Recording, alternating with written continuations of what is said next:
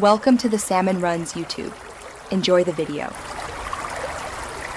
You start by opening Google Search Console and inspecting the flagged URL. This tells you why Google labeled it Soft 404. Check the coverage details and the exact response code. If you see 200 but Google treats it as a not found, there's likely thin content or misleading headers.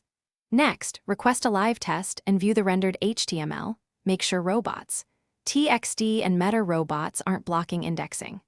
Once done, note whether the page shows real content, returns a redirect, or serves an empty template.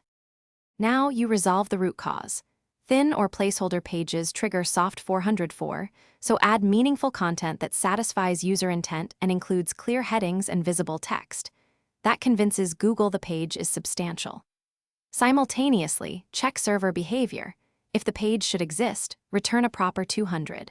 If intentionally removed, serve 404 or 410 or 301 redirect to a relevant page. Make sure canonical tags and internal links point correctly, and update your sitemap so Google recrawls the corrected. Finally, you validate fixes.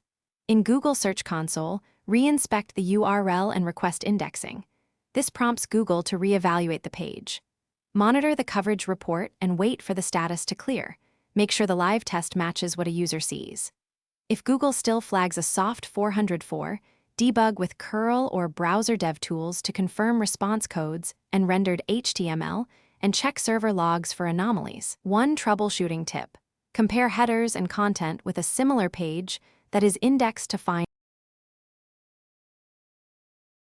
Thanks for watching. Consider subscribing if we helped you.